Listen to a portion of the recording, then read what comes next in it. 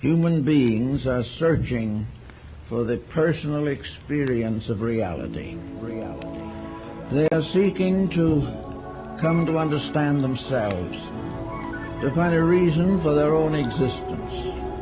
And so you go round and round and round, ever chasing the illusion that there is something outside yourself, outside your here and now, to be attained that will make things better.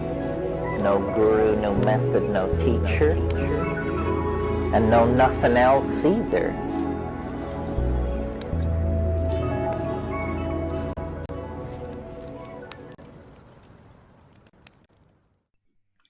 All right, welcome everybody. We have Rachel Erazo with us here today. Rachel, how are you doing? I'm doing awesome. I hope everyone is too.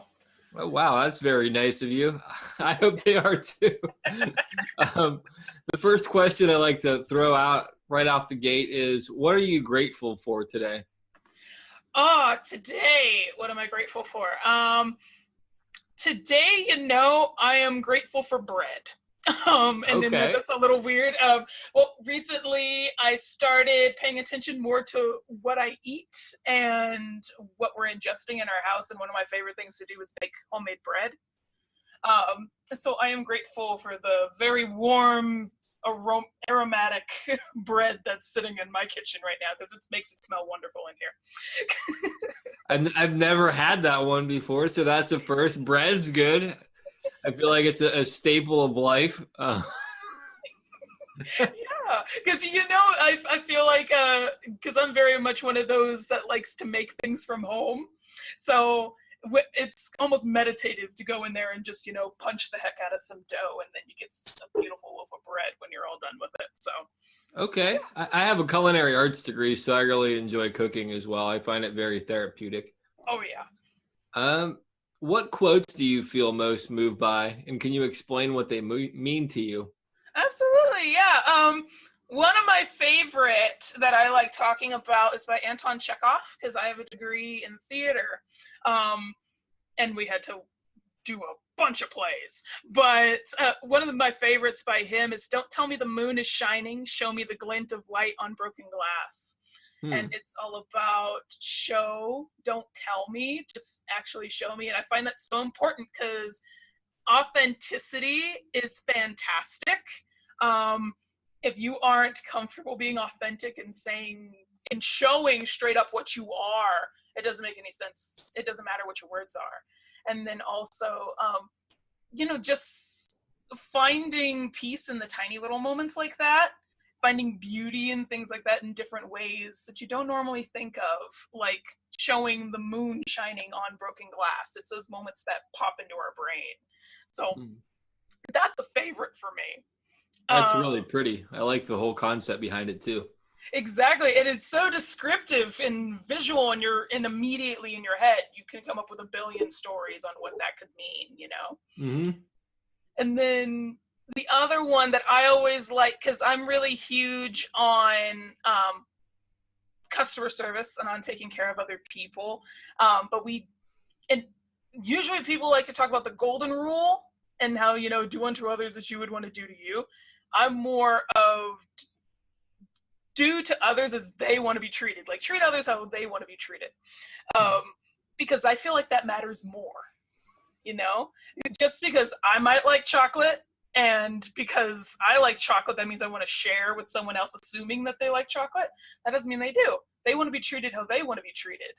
So you don't push things on other people just because you enjoy them, or you don't assume other people understand just because you do.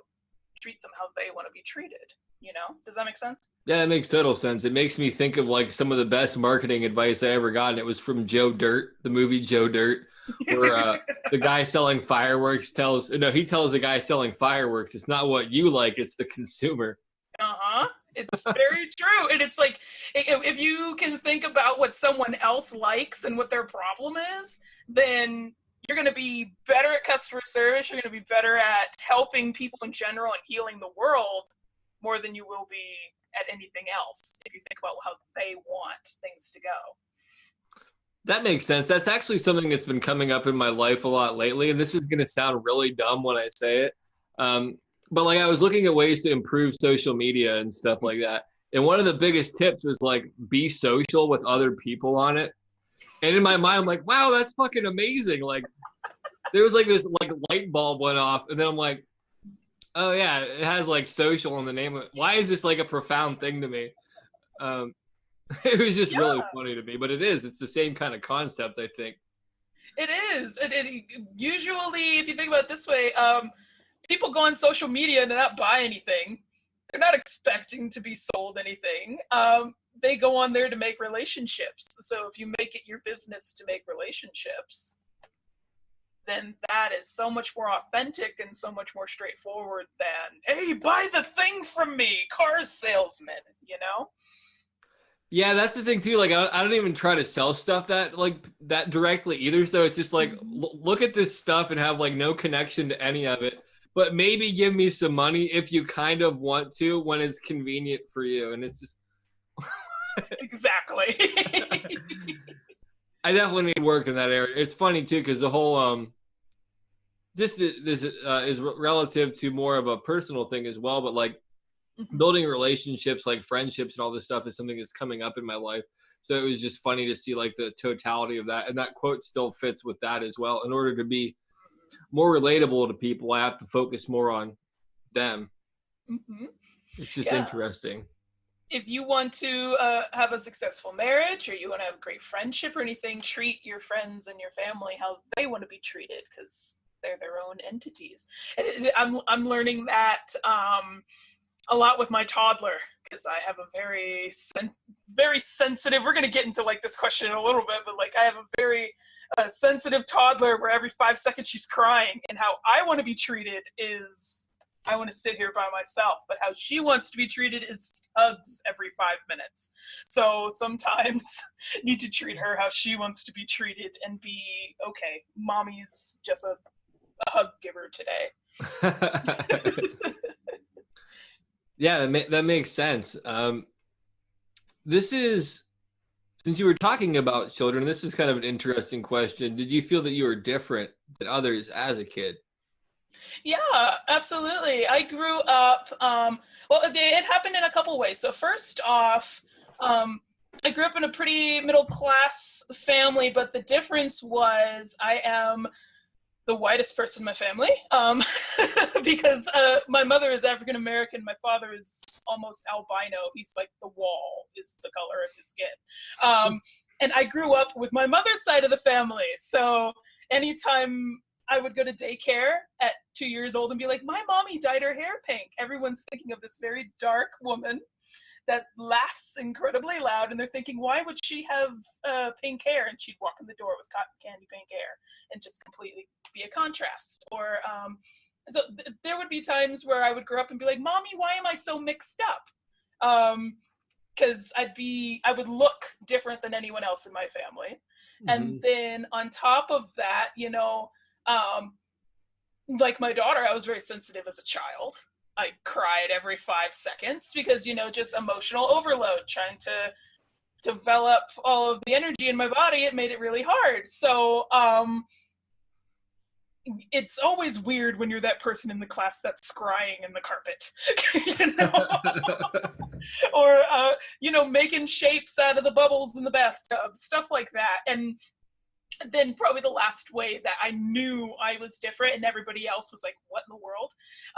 Because I grew up a Jehovah's Witness, and that's no birthdays, that's no holidays, that's no standing for the national anthem, none of that kind of stuff. So then now when I got to college and beyond, and I say, yeah, I've never watched Scooby-Doo. I've never had a birthday party or any of that. Everybody's like, what? I don't understand. Wow. How could you not do that? So that was pretty blatant growing up for sure. Have you since seen Scooby-Doo and had a birthday party? Yes, I have. I've had both, and Scooby-Doo's okay. I like Scooby-Doo on not Monster Island, Zombie Island, and Red Velvet Cake is the bee's knees. So. I just had to make sure you had like central like human experiences in this right? Yeah, and that's a part of growing up. Come back from Christmas break. What'd you get from Santa? Well, we didn't celebrate Christmas, so Santa Claus is alive. Exactly.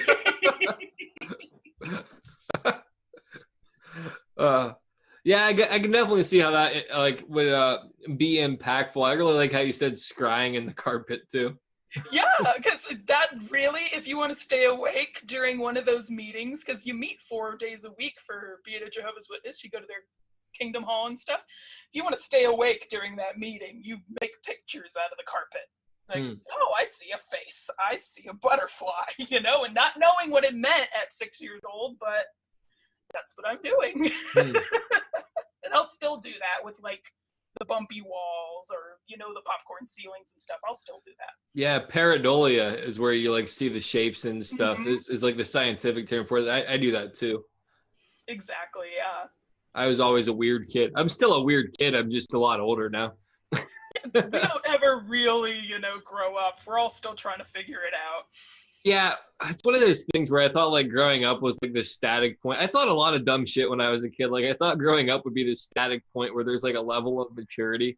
And it's like on any given day, I'm more capable of acting more mature, but I'm also liable to like, I was gargling with pickle juice yesterday because I had a sore throat. And then I'm like singing songs while I'm gargling and changing the pitches of my gargle.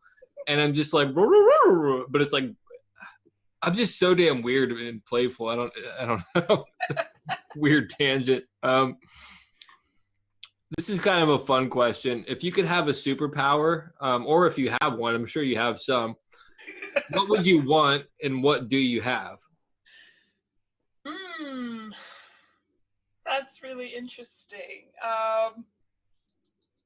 Because usually what first comes to mind is, you know, like flying and, you know, like, not like Magneto, like Professor X, you know, just like telekinesis with everything. I would think more, I'd like to be along the lines of Deadpool with the regeneration factor. You know, I don't want to chop off my hand and have a baby hand for freaking ever, but just natural healing regeneration, I feel like would really help. I know that it would probably have a severe downside, like, I can't die, guys, because regeneration. But I always thought that would be kind of fun. Or I always like to talk about how I wish everybody could teleport, because that would save so much on gas. I need to go to the grocery store. Here I am. And it'd make it so much easier. So it'd be a cross between teleportation and healing regeneration. And teleportation's a good one. Yeah, it is, because think of how much time you would save. Like, I want to go to Barbados. Boom, here I am. It's almost like Jumper with Aiden Christensen, how he just sees it and he can go. You know? That was a cool movie. It was. I know. So many people dog on that movie. It's perfect for teleportation and that concept, you know? But, and then ones that I have already, I know that, I'm clairvoyant and clairaudient, so I do get the sixth sense information. But I know I am pretty damn good at energy manipulation. I know I'm pretty fantastic at that. And that comes from years of, like I said, I have a degree in theater, so improv exercises pass the energy ball around in order to teach everyone to be on top of their lines. It's literally energy ball, or manipulate the emotion in your body, change how your body behaves so that you feel the emotion, and it's a healthier way to have that in a scene rather than method acting. So years of practice with that prepared me for some fantastic chakra energy manipulation. So that's kind of my superpower, I guess. Very cool. You brought up method acting. This is just a weird thought that came into my mind. Is part of method acting like almost traumatizing yourself to bring up the emotions of those circumstances? Yeah, basically there's two types of, well, there's more than two types, but the most popular ones are, one is method acting, where let's say your puppy got crushed by a car when you were a kid, and it's super tragic and it messed you up in all kinds of ways. If you have a scene that you need to do that's very similar, you would then tap into cry like I did when Sparky died, that kind of thing. You would draw from an actual memory and it would mess you up. Or you would be like Christian Bale or Heath Ledger, where you would live as that character and you would only want to be called that person's name to get into the mind of the character, which can be very dangerous for psychotic characters, and that's how we get people that commit suicide afterward or drug overdose. Because it's like allowing yourself to be possessed by a written character. Because you're trying to be them so much you lose you. Or you lose so much weight and then bounce back immediately because you're in a role that requires you to be super anorexic or something like that. Whereas the safer kind of acting is it's almost like clown work. You focus on, like, if I clench my hands for long enough, I'm going to start feeling pissed off. Or if I notice my breathing pattern, I'll either start crying or I'll start laughing, you know? That is a safer kind of way because you are just making your body move in a certain way. You're not tapping into a memory or forcing yourself to be something you're not. You know what I mean? Does that make sense? No, absolutely. That's incredibly interesting because one of the things that I had to do in regards to some of my emotional healing and stuff over the past couple of years is I read somewhere that people that sleep on their backs have less anxiety. So I conditioned myself to learn to sleep on my back to reduce anxiety, but it created a lot. So it's amazing how if you position your body in certain ways, it actually triggers your mind to respond how it's supposed to, I guess, in those circumstances.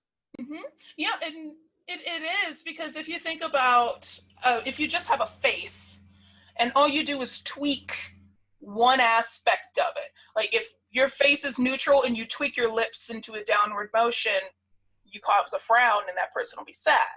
Or if you take a neutral face and you furrow the brows, that person is going to be a little bit angry or they're going to be a little bit confused.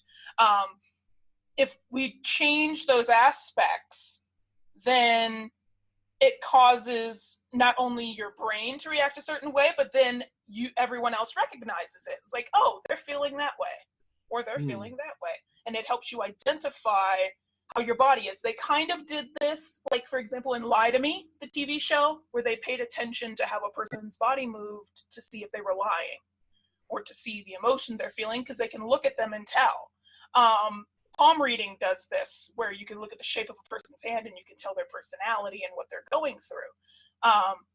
But if you can move your body in a certain way, make yourself sit up or make yourself curl up in a ball, stuff like that, you're going to start getting a psychological reaction about it. That's very interesting. It's almost even like just with mindful breathing, like when you consciously focus on breathing, like slowly and all that stuff, it calms you down. I mean, partly because you're getting high on oxygen, like they say in Fight Club, but also because you can't be in a scary, stressful situation if you're able to be breathing slow. Exactly. And it's also that idea of, what is it? There's one of my favorite interviews about meditation. This monk was talking about the monkey brain. If you force your brain to focus on something for a few seconds, like your breath, and how your breathing pattern moves, then all the other thoughts fade out in the background and you just start feeling and you pay more attention to it. That's how come a lot of my work, I'm like, what is your body saying when you're feeling that? Where do you feel the tension, or where do you feel the tingles? It matters. It makes sense for what you're doing. Let's track that. So then if you want to tap into it later, you can make yourself do those things. You can just set your body off. That's a really good point. I wonder if is it like the interview you're talking about with the monk? Is it like that 2-minute one where it's like the boot? That's such a great interview. I love all the stuff he says. It makes me so happy every time I see it, because he's just like, the monkey brain is like, it makes sense, because your brain's just going to run in the background until you give it a toy to play with. It's like a toddler. Just play with this for a second.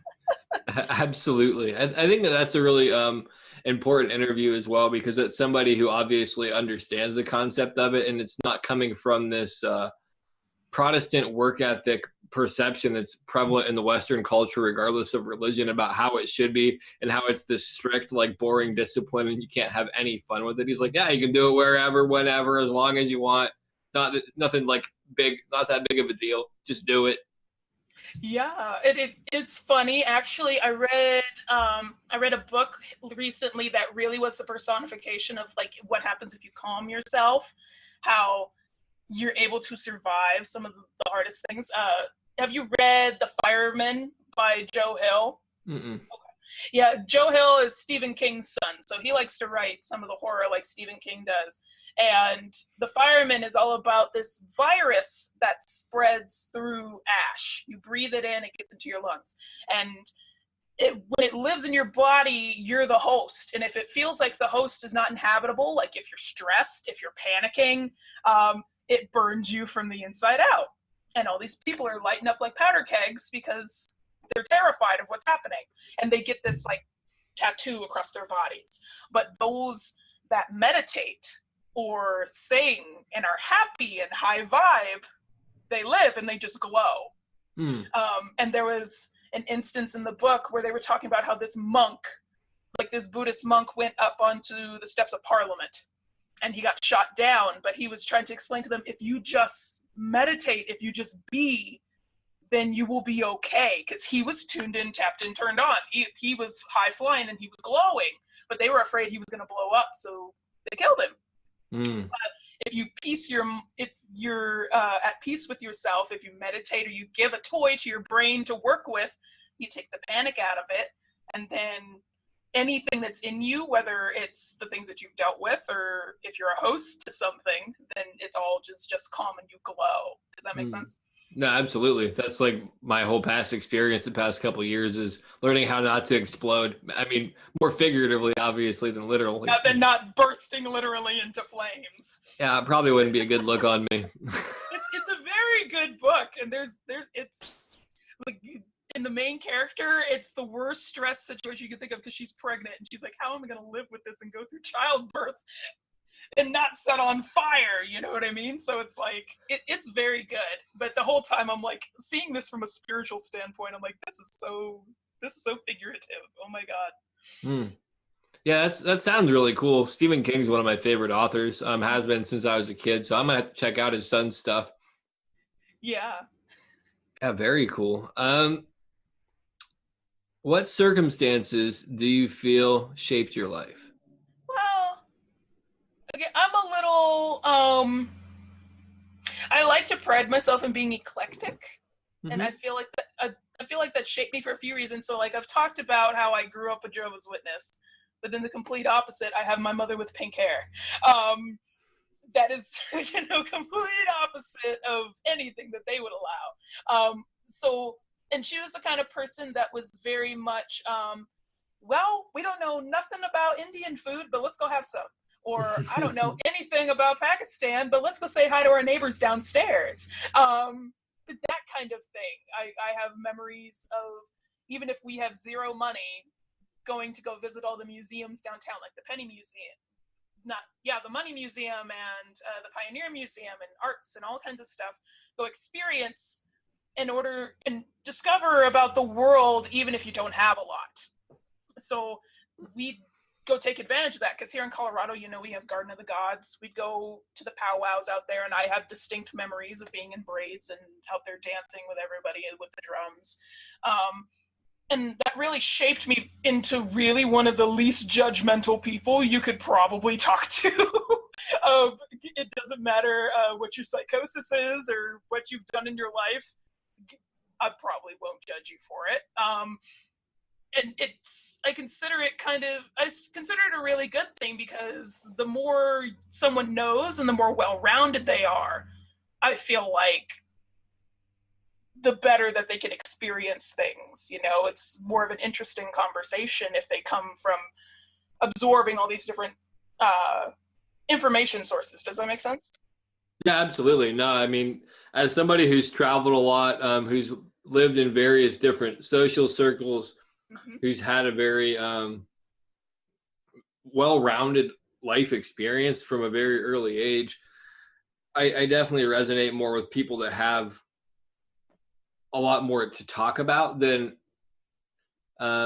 there's a quote by Muhammad Ali that comes to mind, and he says, if a man thinks the same thing at 50 that he did at 30, he wasted 20 years of his life. And so many people hold on to this ideology and never kind of get this expansive worldview, because they don't get to do a lot of the stuff that you said, and they don't get to actually become cultured people, which is part of the reason we have so many problems. But yeah, I could definitely see how all those different I mean, they're small things individually, but holistically, that they create a big shift in how your life is. Mm-hmm. Absolutely.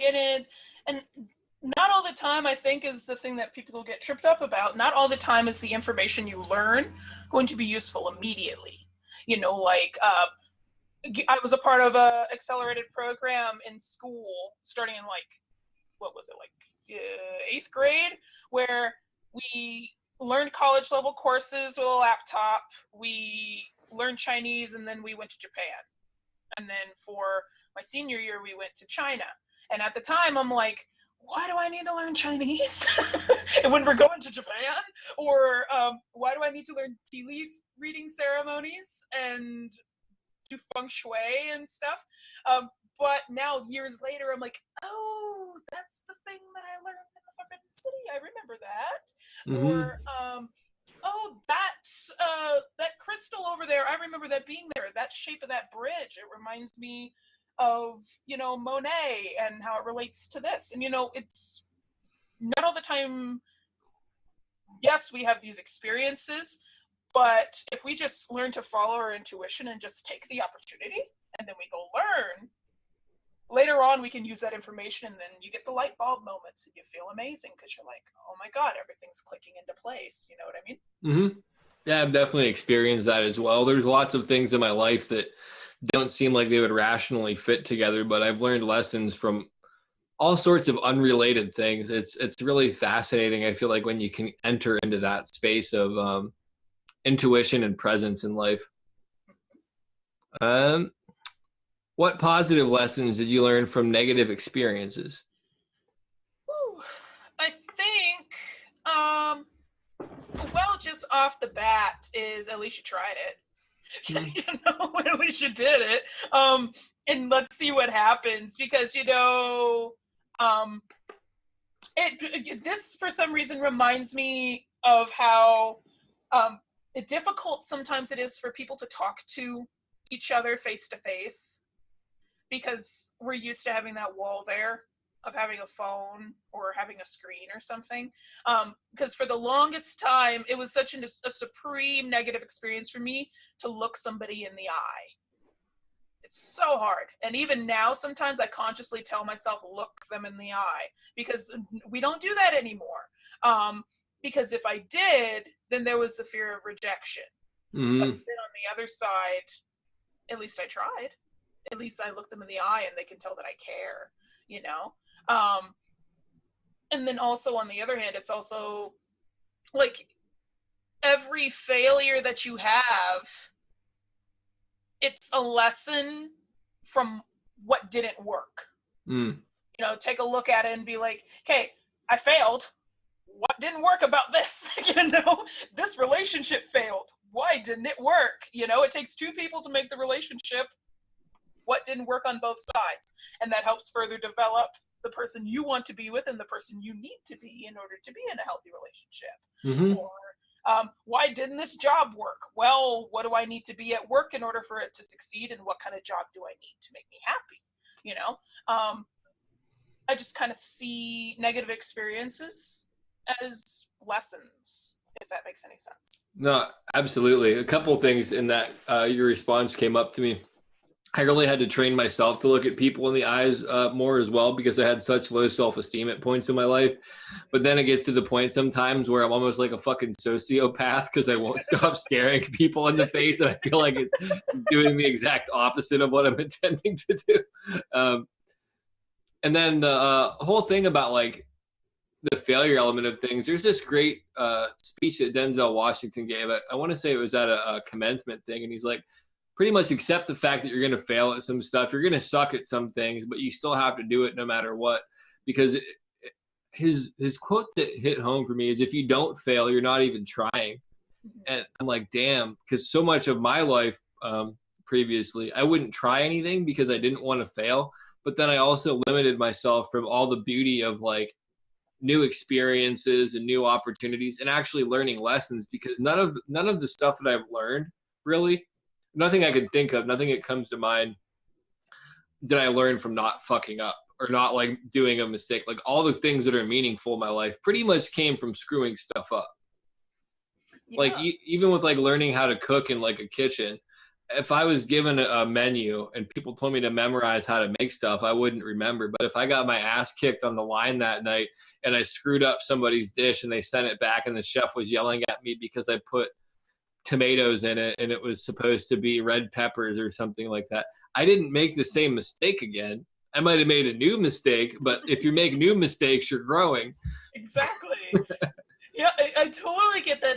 It brings to mind when I would consistently be in shows, because that was a part of my majors. We had to consistently audition to every single show, even if we couldn't get in it. So even as a freshman, if we weren't eligible, we had to be auditioning. And so many people would get upset. They'd be like, oh, I really wanted this part. And they'd be nasty to each other, or they would just go into this stupor and just get upset at themselves for not being good enough. And I'm just like, I'm happy to be ensemble member 581, because at least I tried. And when I go on that stage, it's going to be just as good as the person in the front. You know, it's something, at least I tried. And whether I succeeded or not, I never picked a particular role I wanted. I never picked a particular show I wanted. It was just like, I just want to try and see what happens, because it's a growing experience. Maybe I learn to take more of a beat so I can breathe. Maybe I learn how to hold my body differently. Maybe I learn to not pick a monologue that I'm not particularly happy with, you know? Yeah. Stuff like that. So it's like, no matter what you do, as long as you try and you go do it, then it's a learning experience. Then afterwards you can go have some fantastic cake and take it out of your mind until the next day when the call board goes up. You know? Absolutely. Yeah. Attitude is everything in life. If you have the attitude of I'm going to go in and put myself out there, and you have this mindset of no matter what occurs, I can use this to my advantage, you're positioned so much further ahead of everybody, even if the person gets the job.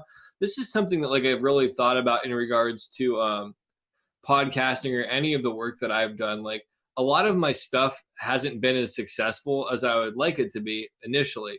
But then I think about how if people do this and they're somehow met with instant success miraculously, when things actually get tough for them, what faith or foundation are they going to have to like make it through that in a more beneficial way? And in lots of ways, like things kind of starting off rocky for me has been incredibly great, because I still do this even though it's nowhere near where I want to be, and I'm doing it because I enjoy it.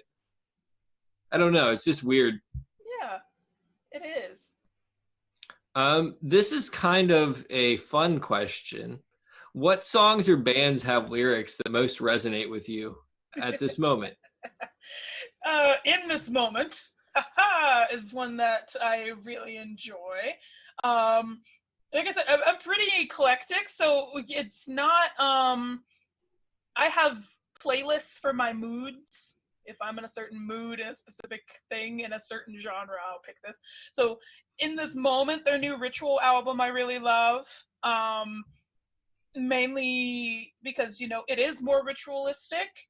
It talks about a lot of just finding your own faith and just really digging into, you know, just like you're stronger as you're coming out, you know, you get better every day. A lot of their lyrics do that. So even like their song From the Ashes, not from this album, but from a different one, it's basically like a phoenix rising almost. I also really love Hailstorm. Lizzie Hale is fantastic, because when you asked the question, immediately the song that came in my mind was Here's to Us from their first album. Because she's just like, here's to us, here's to love, here's to all the times that we fucked up. You know? And it's fitting. Just, yes, very fitting. And just like, let's raise a glass, because the last few nights have kicked my ass, you know, like let's just do let's do it, let's give them hell, let's try it, hope everyone has the best of times, and let's keep going, no matter what happens. And that is very much about just be authenticity is the big thing, you know, just be yourself, try, and just go for it. And if that means you have to scream at the top of your lungs to an awesome guitar riff, then cool, go do it. Or maybe you need some quiet time with some Sting and the Police. Whatever it is, just make yourself happy and just go try, and you'll be okay. Yeah, that makes total sense. One of the things that came to mind is you dang kids in all your new music. I don't know who any of those bands are. Well, like them, I'm trying to think of also some bands that I like. Lately, for some reason, I wake up in the morning and I've had Good Day by Ice Cube in my head. Okay. I recognize that one. Or I'm trying to see, like, I listened to some Bjork. I listened to the Cranberries. Pretty's been in my head a few times. Her song Zombie, that got redone by Five Finger Death Punch, I think it was, has been playing a lot in my head. So that's kind of funny. Zombies in your head. I see what you did there. Exactly. And I don't know which version's better, but it seems like a lot of the songs, no matter what genre they are, that's all from just being you. Like Be Yourself, Audio Slave. Now that's in my head. So it's a mixture. Now that you've said zombies and you said in my head twice, I keep hearing in my head. I'm going to have to listen to the song after this in order to clear it out. Yeah. What's horrible is anybody else that's ever heard that song that listens to this is going to be like, no, you're going to have to do the same thing. Or if you've heard both versions of the song, then it's going to be like a battle in your head. It's like, who is going to be the... it's like a mashup. Yeah. Well, they were supposed to actually do a duet together, but the lead singer of the Cranberries died before that could happen. Oh, wow. So they still continued it as a tribute to her, you know? But it's both songs are very good. Now it's just like, now I have a guy in my voice and playing in one side, and then I have her singing on the other side. So it's like that's kind of confusing. That's life, though. Confusing in general. Exactly.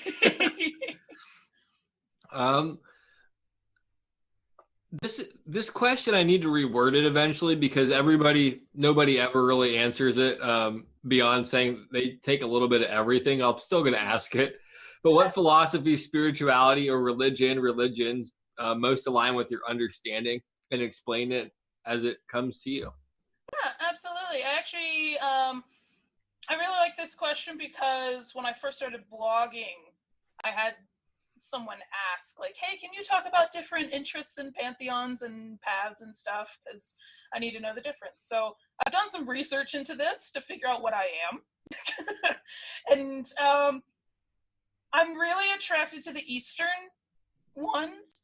A little bit of Buddhist because I love the idea that you can take your practice and make it your own. You're not really worshiping a set deity. It's more like you're worshiping the God within yourself. I like a little bit of Hinduism because I love the intricacy and how visual they are, and how everything is very ritualistic, like down to how they do their daily practice. It's very set. And then I love Taoism because I just really like the balance of it all. So specifically aligning with one, not so much. It's more like a combination of a few. But I love the idea of everything being energy, and all we have to do is work with the energy within ourselves, treat our creative self as an energy that we need to nurture, treat the chakras in our bodies as their own energy centers, and how can we balance them out.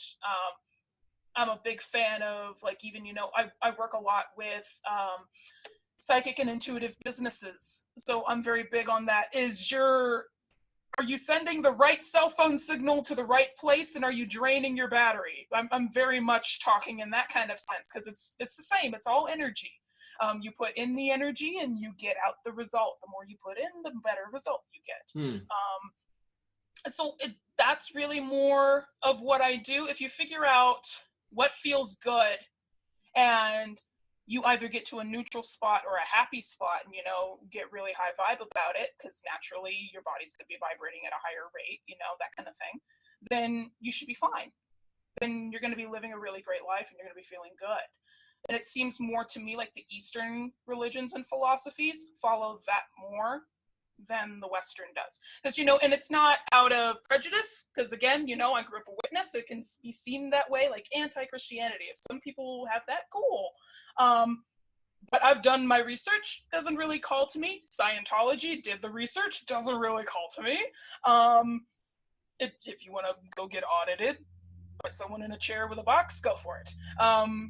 But personally, I'm more on the feminine side of the world than the more hard-hitting side. Does that make sense? Does that really answer, or do you need me to reword? No, I get it. I personally identify with a lot of Eastern stuff more so, and I have like sprinkles of some other things. Like I find that there's truths in everything, in some capacity.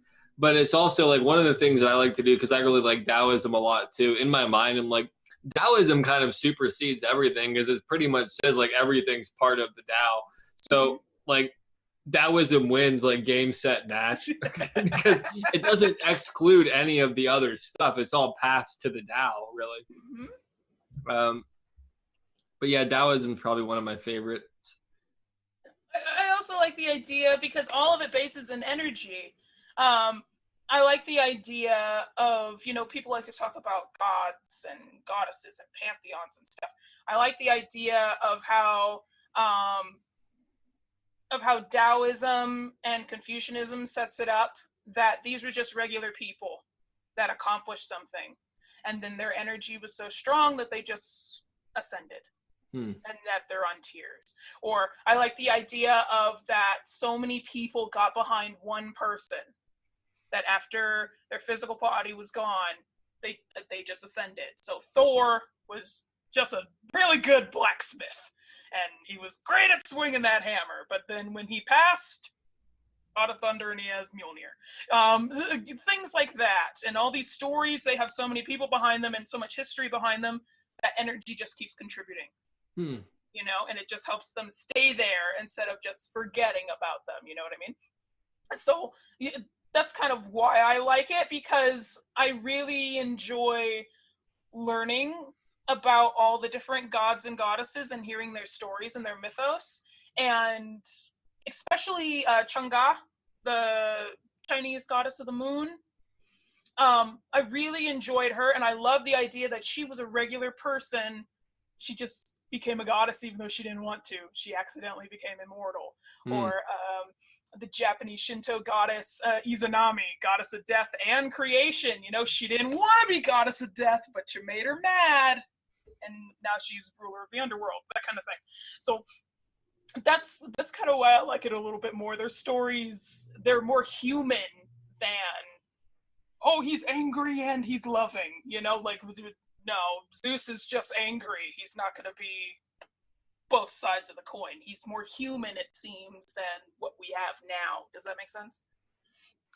Yeah, I never heard some of the stuff that you said, but I mean the concept makes sense overall. There's definitely a lot more humanity to it. I mean, Zeus really is like the horny the horny manho of a god. Like he was banging everything. Yeah, and you can understand why Hera is so mad at him and why she's constantly cursing his children, because her husband's out cheating with everybody and a bull. So, right. I was just thinking, can you picture if they made like a cartoon based upon Zeus's life? Like Seth MacFarlane draws it, or like is behind it. Oh man, that would be amazing. I would love it so much. And I always thought, because so many of the different pantheons have gods for the same things, and Supernatural kind of did this with one episode where they had all the different gods and goddesses of different pantheons sitting there. If they all got in a room and they were just arguing, or what would happen, what kind of soap opera would happen if you put all these gods and goddesses in one room? That would be interesting, yeah. Even like, to give an example, to kind of explain like one of these and like how I feel like it's human, like Chang'e, her and her husband Ho Yi were just chilling. Ho Yi was like the royal archer. He was a hunter. He's god of the sun, pretty much. And he was given this bottle of immortality that he was supposed to watch. And there's a few versions of it, but the goal was for both of them to drink it so then they could be together and just live forever together. But a thief broke into their house trying to steal it. In order to keep him from getting it, she drank it all. Oh, man. And she ascended up to the moon.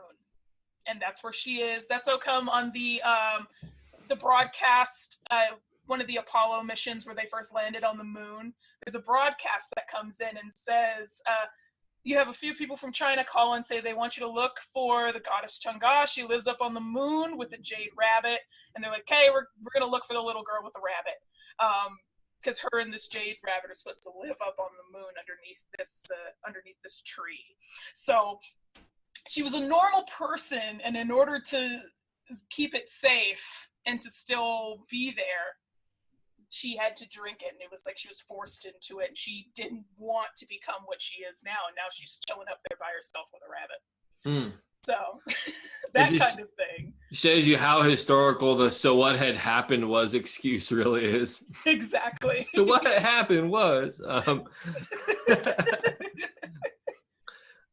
so you had talked a little bit about your business. Explain more of what you do, and also like throw out some links about how people can get in contact with you. Yeah, absolutely. So I specifically love to work with online coaches and readers that use divination. You got to use some kind of divination in your practice, whether it's tarot or palmistry or whatever, that struggle with making consistent money as professional intuitives. And they just want to fill their schedule with clients that are the vibration that they're at and actually want to pay for their healing gifts. That's pretty much who I work with. And what I like to do is help you learn how to create a 90-day plan minimum that helps you identify your offers, get organized about what content that you'd want to deliver, and satisfy your income goals consistently. So every month, at least for 90 days, you're meeting your goals or beyond. That way you can make a living off your practice. It's fun and easy. It's relaxed, and you can be financially secure while staying soul-centered and authentic. So I do this specifically through my online school, Crone Academy. I'm head mistress of that. You can go to croneacademy.com. You can also find me on Facebook with my group, Crone's Magic Corner, and on Etsy. It's the same name, Crone's Magic Corner. That's my online bookstore for my school.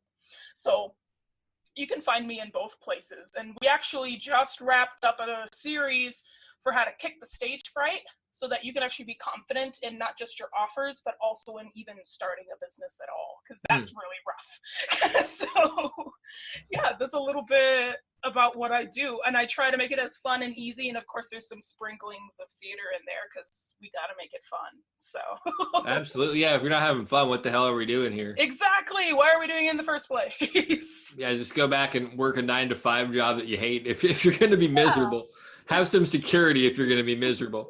Exactly. What do you perceive as your life's purpose? Yeah, pretty much it stems from that vision of myself being the friendly neighborhood apothecary witch. Come into my home, let me make you some warm bread and some tea, and we will heal whatever is bothering you. Because I'm very much a mama bear in a lot of different ways. And I really want to make sure everyone in the world feels nurtured. Because you could have your roots satisfied. You could be financially stable. You could have your home that you want, the cars you want, and the income you want. But if you don't feel nurtured in some kind of ways and do something that makes your heart sing, then that there's a problem there. And at first I found that through doing theater and being on that stage, because I could create a connection with somebody. I could have a group of people in the audience and I could be feeling a moment and be crying, or I could be angry, and the energy is palpable in the room and everyone is feeling what I'm feeling. But if you can figure out how to if I can teach you how to do that for your business, or because I love characterization. I love teaching other people how to do that, and how to just find that thing that makes them vibrate like that, and it just ripples out, and you bring closer people that needed to have that kind of message. I would love to do that. So that's really my purpose, I feel. At first I felt like the tuning fork that put out a specific pitch, because I was in the zone and did what I loved. But now I feel like I'm more of helping people become the tuning forks, if that makes sense. Mm-hmm.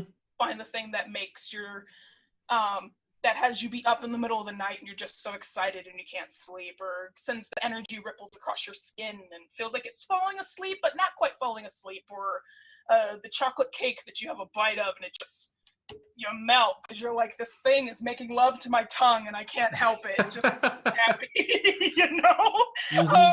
Something like that. I want to help people find something that makes them feel like that and feel nurtured and warm from the inside out. And a lot of the times it's something that they could do through equal energy exchange in a business. Yeah, very cool. Yeah, that definitely sounds like the world needs more of that. So hats off to you for doing that. Yeah. What do you need to do to feel that you're working towards that goal? Like, what steps do you take? Well, personally, making sure I feel that way anyway. There you go. No matter what I do, paying attention to how I feel, and just making sure that I am nurturing myself. A big lesson I've learned, especially after having kids, a mama can't literally produce food for their child unless they have slept, eaten, and rested. That's what I've learned. If I nurture me, if I nurture my spiritual self, if I nurture my emotional and psychological self and physical body, then everything else ripples out and is good. You know? Yeah, you can't pour from an empty cup. Exactly. So if that requires me to go once a week to Starbucks and have my caramel apple spice cider, that's what I gotta do. Or if that requires me to sit in silence for 10 minutes, just please some silence, then fine. But a lot of it, I could give all the systems, like I could give the whole thing of setting up a schedule that vibes with my energy, or making sure that I know each week what I'm giving out and that kind of thing. But if I don't feel good, I'm not going to be in it. You know, it's the day before a big show. I need to chug a gallon of orange juice to make sure I'm on point. I need to do my warm-ups. I need to do the ritual of putting my makeup on, that kind of thing.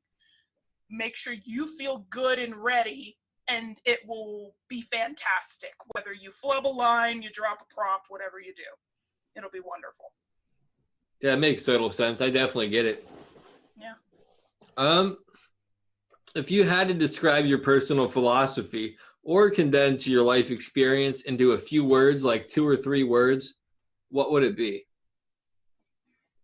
This is like the hardest question I ask people, I feel like. Well, I love it. It's a challenge. I adore it.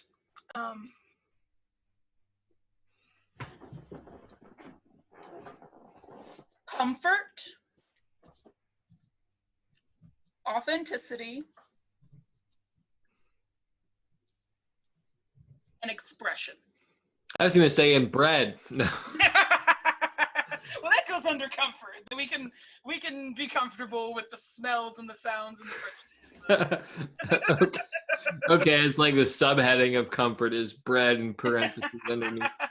I love it. Who inspires you? Oh, so many people. Elizabeth Taylor. I love her. Mainly because she has fire in her eyes every time you see her.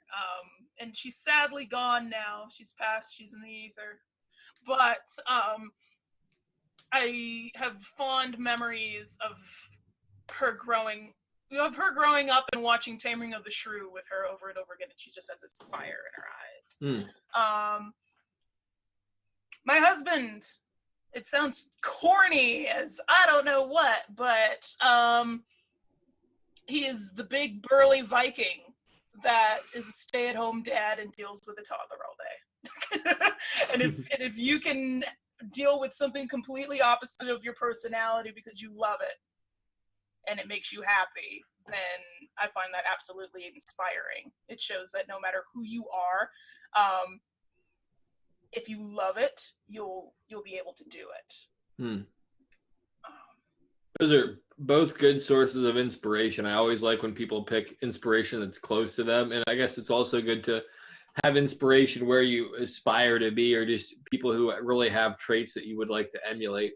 Absolutely. And I'm a big thing.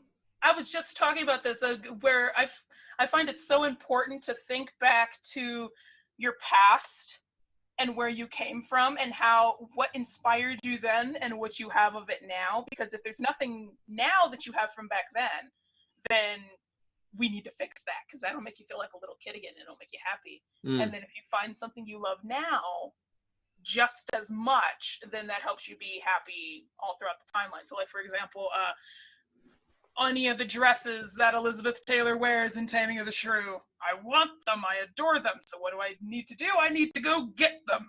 Or that architecture with the big sweeping arches in the house, I need to get a home that's like that, because then that'll make me feel like I'm in a castle all the time. Things like that. And if I love and I'm inspired by my husband, then it's like, well, obviously I need to be around the guy. Maybe that would help, you know? So, yeah, it can be in the tiniest things or even in the biggest things. As long as you can figure out where the source is and incorporate it into what you want to do, you'll be good. That's a good point. Make it tangible and applicable to your life. Don't keep it distant.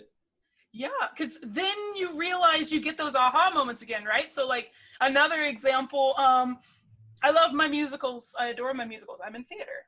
Of course I like musicals. And I didn't realize until a couple of weeks ago watching Annie again for the first time how much I love the character Grace. And I'm like, her yellow dress is the same color as I had for prom. Oh my God, I like scarves like that too. I want that chaise lounge so I can eat grapes and brush my hair with a soft brush. Stuff like that. You know, I think back to my childhood and I'm like, now I can get those things and I can feel like her. And I can feel like a little 4-year-old again, be like, oh, Annie, I want to be Annie. You know?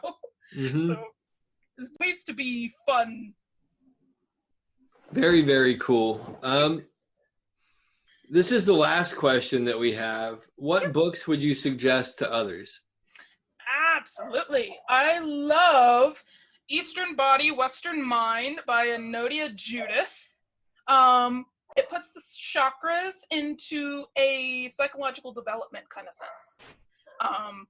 It really helped me understand, oh, that's why this trauma messed with me here. How can I go ahead and do this? And out of any of the books that I have, doing one of those exercises, because she's a psychologist, she actually used these with actual clients, doing her exercise for loosening attachments for my crown chakra, immediately I felt so much better and things started flowing a lot more. And then the last one, it would be a series of books. I recommend the entire Artist's Way series by Julia Cameron. Down to her business version, like for people in businesses, or her oracle cards that I have on the table, coincidentally, right here. And even to her Artist's Way with children that she has for parents. All of it because it's treating your creative self like an actual person. Take yourself on a date once a week. Force yourself to write 3 pages a day, even if you're not a writer, and see what flows out. It's like meditation. And for some reason, meditating doesn't help me as much as writing it out, because then I feel like I'm actually purging all the thoughts that are taking up my mind while I'm trying to meditate. You know? So I really recommend both, because it helps you get to know the energy in your body better, and it helps you get that whole bettering myself, so it ripples out and creates this effect of everything getting better. Does that make sense? Yeah, absolutely. I as somebody who writes a lot, and who also kind of tries to blend philosophies and stuff like that. It all makes sense, and I'm sure having more direction with some of those things would be incredibly beneficial to my own practice and my life in general. Oh yeah, and even right now I'm doing National Novel Writing Month, and I find that because for the past like 6 months I've been doing the Artist Way stuff and doing the daily pages and taking myself out for an artist date and stuff like that. It's helped so much. I've been working on this book since 2008, and it's finally flowing now that I've actually nurtured my creative self and given it a safe space to play. You know what I mean? Yeah, absolutely. I definitely think that that's one of the important things about writing is being in a good place and then not forcing it and letting it come out naturally. Because I've definitely tried to write several different stories, and I always get stymied because I try to force it too much. There was a writing exercise in Stephen King's book on writing, and he gives you like the basic premise for stuff. Then he flips it and he tells you just to write from like stream of consciousness. I was surprised at how easy it actually flowed. Like when I didn't try to control it or have any preconceived notions of what it should have been, like just letting your mind kind of tell the story. Exactly. And it's funny, that's really what she wants you to do is stream of consciousness writing. And even the cards that she gives that you're able to get, I got them for like $5 on thrift books. They're really easy to get. That's all it is stream of consciousness. And she's like, if you don't know what to write, I don't know what to write. I don't know what to write today. I have no clue what in the world to write. Or if it's a to-do list, that's okay. As long as you get it out. Because after a while, when you purge all the stuff, that's when you start listening to your intuition more and you get the aha moments and things start flowing a lot more because you're listening to yourself. And again, the fact that she treats it like both of the books together, if you know why, because this is like a sacral chakra book, I love it so much. If you know why your chakras psychologically are one way for yourself, then you know how to communicate more when you're doing the stream of consciousness writing, and it helps it flow so much more. Because if you think of a little kid, if they don't have a safe space to express themselves, they're going to shut down and they're not going to do anything. And it's the same thing with the little kid and everybody, like inside of all of us. If we give it a safe space to go play, here's $5. Go to Michael's, go get some pretty stickers. Or, it's okay, I understand work is tough, but after this we'll get ice cream. Tell yourself that and then follow through, and everything just starts flowing so much more. That makes sense. That's actually where I'm at in life right now, is learning to actually apply self-care and not getting to the point where I'm burnt out, but like treating myself like I would want to treat somebody else, because sometimes I can be way kinder to other people, which is kind of fucked up. And then like being somebody who's single and looking to date, recognizing that if I don't take care of myself, it goes back to the whole, what you said about like a mother needing to eat and the rest and all that to produce food. Like in order to be present in a relationship, I obviously have to have a better relationship with myself and how I treat myself. So all of that stuff is relative to the health of the whole individual. And as like a creative person involved in the spirituality and all of this stuff, it's interesting. It's interesting, but I guess it shouldn't be so surprising to see how every element of your life impacts every other element of your life. Like there is no separation of anything, really. Exactly. And I like to think of it like this too. I'm a big believer, and even in relationships, both people need their own space. Because I love you, but you drive me up the wall. I need my own spot. So if we dedicate 2 different places in the house where each person's inner child can run free, I can have my dressing room with my giant cauldron in the corner, and I can, cook up concoctions in there, while you can go have your wrestling memorabilia and your giant TV in your bar with nothing but vodka. Then fine. We both have our areas, and we can, then when we come together for the night or come together for dinner, it's so much better. Because you've got to spend some time alone, and you get to be yourself, and you get to nurture yourself. So even if you can do that in tiny ways every day and figure yourself out, what would make my day easier today? Do it, Yeah, absolutely. Space is one of the things I think most people miss out on, especially in our culture. And it's like there's always these analogies of fire in regards to relationship. But if you don't have space for oxygen to flow through, it smothers. And that's literally where the term smothering comes from, I feel like. Yeah. And if you think about it too, if you give that space for somebody else and let them be themselves, then it's equal energy exchange. Then they're able to give you that space as well. You know, we spend too much time going for, oh, I'm not allowed to eat that because I'm on a diet. Oh, I'm not allowed to go over there because I don't have any money. Oh, I'm not allowed to do this because I don't have the time to dedicate to it. But if you stop telling yourself what you can't do and focus on what you can do, it's like, well, it's $5. I can make $5 in 5 minutes. Whatever. Or think of, man, I really want this. It's the equivalent of me getting on my Starbucks this month. I just won't have Starbucks this month because I really want this and I know it'll be good for me. Boom. Then you're good.